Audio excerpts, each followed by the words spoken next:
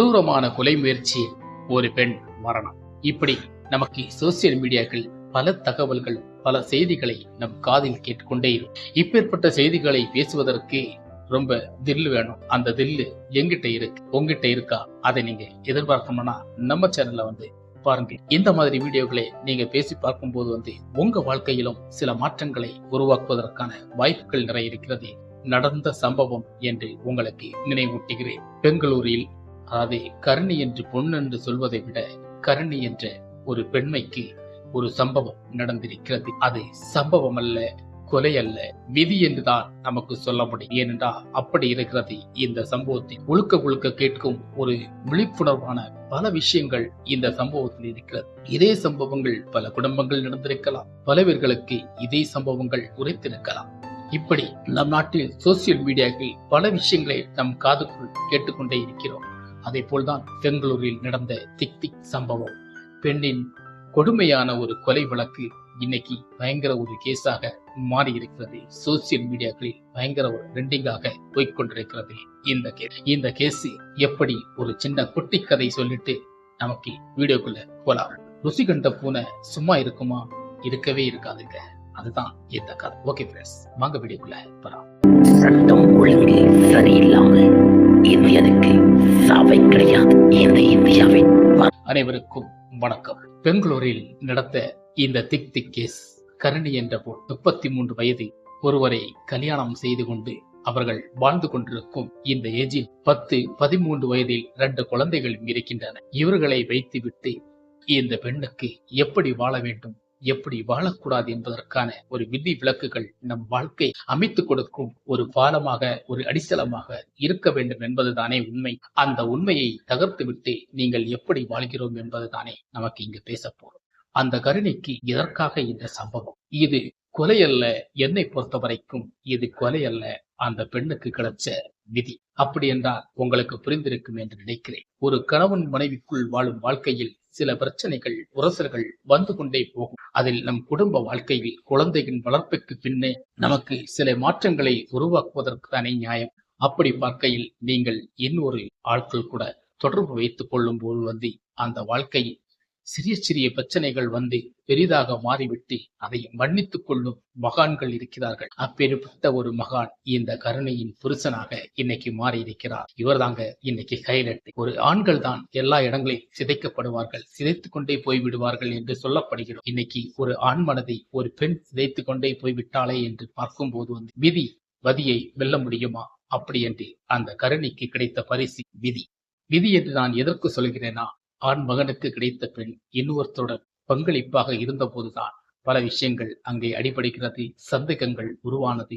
அதற்கு பின் சத்தியம் செய்து கொண்டு நான் இனி எங்கும் செல்ல மாட்டேன், யாரிடம் டச்சில் இருக்க மாட்டேன் என்று சொன்ன பிறகும் அவர்கள் டச்சில் உறவாடிய போது அவன், அதாவது எக்ஸ் லவ்வர், அதற்காக இவரை மீட் பண்ணி ஹோட்டல் தங்க வைத்து பல விஷயங்களை எல்லாம் நடத்த முடித்த பிறகு அதற்கு பிறகு கேட்கிறார், இன்னை இவ்வளவு நாள் வரைக்கும் நீ என்னை ஏன் தாமதப்படுத்தி விட்டாய் என்று, எனக்கு ஏன் போன் கால் இல்லை என்று ஒரு கட்டின மனைவி போலே அவன் கூச்சலிட்டு பேசும்போது அவளால் பதில் சொல்ல முடியாத இயலாத போது அவன் கையில் இருந்த கத்தி எடுத்து சதக் என்று 10 முறை குத்தி அவளை சாகடித்துக் கொண்டு விட்டது விதிதானே. இதுதான் இந்த பெண்களுக்கு கொஞ்சமாவது சில விஷயங்கள்ல நமக்கு தெளிவாக இருக்க வேண்டும். அதுதான் ருசி கண்ட பூனை எப்போதுமே சும்மா இருக்காது. வாழ்க்கையில் நமக்கு பெரும் அளவிற்கு வயது வித்தியாசங்களை கடந்து ஒரு கல்யாணம் முடிகிறது என்றால் அவர்கள் அழகை பார்த்து, முக்கியமாக அழகை பார்த்த பெண்களும் இங்கே இருக்கிறார்கள். அந்த அழகை பார்த்து இவரிடம் இருப்பதை விட அவரிடம் இருப்பதுதான் எனக்கு சுகமாக இருக்கும் என்பதற்கான எண்ணங்களை கொண்டு நீங்கள் வெளியில் சென்று கொண்டு போனால் கடைசியில் உங்கள் கிடைப்பது என்ன?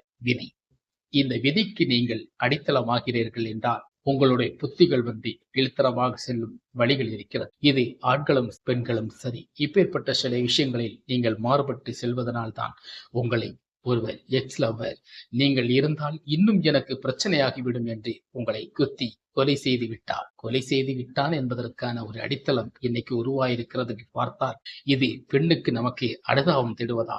இல்லை, பெண்ணுக்கு கிடைச்ச விதி. நீங்கள் எப்படி வாழணும், எப்படி வாழக்கூடாது, உங்களுக்கு என்ன எல்லாம் இருக்கிறது, எப்படி எல்லாம் வாழ்க்கை இருக்கிறது, எத்தனை வயது குழந்தைகள் உங்களுக்கு இருக்கிறது, அத்தனை வயது குழந்தைகளை நீங்கள் புரிந்து கொண்டு நலமாக வாழ்வதை விட்டுவிட்டு எனக்கு உடல் ஆசைக்காக உடல் சுகத்துக்காக மற்றவர்களை தொடர்பு கொண்டு நம் வாழ்வதற்கு என்ன ஒரு விவேகம் அங்கு வரப்போகிறது என்று நீங்கள் சிந்தித்து பார்க்கிறீர்களா? அழகென்ற சில விஷயங்கள் சில குடும்ப வாழ்க்கையில் தனித்தனமாக நிற்கிறது. அவர்கள் வேறு விதமான சில விஷயங்களை தேடிச் செல்கிறார்கள். அங்கே விபரீதங்கள் உருவாகிறது. அதற்காக அந்த பெண்ணுக்கு நம் அனுதாபப்படுவதை விட அவர்களைப் போல் பல பெண்கள் இருக்கிறார்கள் என்பதற்கான ஒரு உரைப்பு குரல் கொடுப்பதுதானே உண்மை.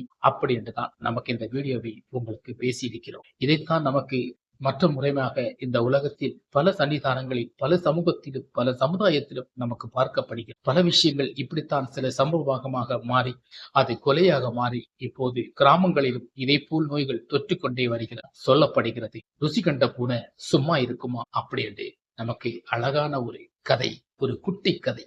ஆனால் இந்த குட்டி கதையில் நிஜமான சில வாழ்க்கைகள் இருப்பது என்பது நீங்கள் ஒவ்வொருத்தரும் மறந்துவிடக் கூடாது என்பதற்காகத்தான் இந்த வீடியோ. இந்த பெங்களூர் இந்த கருணை வாழ்க்கையில் இப்படி ஒரு சம்பவம் நடந்திருக்கிறதா? யாராவது நம்ப முடிகிறதா? நம்பித்தான் ஆக வேண்டும். இதே சம்பவம் தான் நம் கிராமங்களில் நடந்து கொண்டிருக்கிறது என்பதை யாரும் மறந்திருக்க முடியாது என்பதற்கான ஒரு நினைவூட்டலை நான் உங்களுக்கு கொடுக்கிறேன். எத்தனை பெண்கள் இந்த உலகில் தியாகமாக இழந்திருக்கிறோம். ஆனால் எத்தனை ஆண்களை நாம் இந்த உலகில் தியாகமாக இழந்திருக்கிறோமா? இல்லை. ஆனால் இந்த பெண்ணுக்கு இருந்த ஆண் ஒரு தியாகி என்றுதான் சொல்ல முடியும். இத்தனை தெரிந்தும் இத்தனை வடிந்தும் எல்லாம் புரிந்தும் மன்னித்து விட்டாரே என்ற ஒரு எண்ணம் உங்களுக்கு இருந்திருந்தால் இன்னைக்கு இந்த கருணி உயிரோட நம் முன்னே இருந்திருக்க வாய்ப்புகள் இருக்க பார்த்தது. ஆனால் அதை அத்தனையும் தோல் கிளப்பி விட்டு ருசி கண்ட பூனை சும்மா இருக்குமா அப்படி என்று உங்கள் எண்ணத்தை மாற்றினீர்கள். விதி என்ன பண்ணுச்சு? உங்களை கொன்று விட்டது. இதுதாங்க விதி. இப்பேற்பட்ட சில விஷயங்களுக்கு நீங்கள் அடித்தளமாக ஆணித்தரமாக செயல்பட வேண்டும். அப்படி செயல்படவில்லை என்றால் உங்களுக்கு நங்கூரமான சில விஷயங்கள் பாய்ந்து கொண்டு நிற்கும். எல்லாம் இருக்கிறோம், ஆனால் மேலொருவர் இருப்பதை நீங்கள் யாரும் மறந்திருக்க முடியாது என்று நினைக்க மறக்கவும் கூடாது. இந்த மாதிரி சோசியல் மீடியாவில் வைரல் வரும் சில விஷயங்களை பேசுவதற்கு ஒரு தில் வேணும். அந்த தில்லு எங்கிட்ட இருக்கு, உங்ககிட்ட இருக்கா? நம்ம வீடியோ. ஓகே ஃப்ரெண்ட்ஸ், வணக்கம். சட்டம் ஒழுங்கு சரியில்லாமல் இந்தியனுக்கு சாவை கிடையாது. இந்த இந்தியாவின்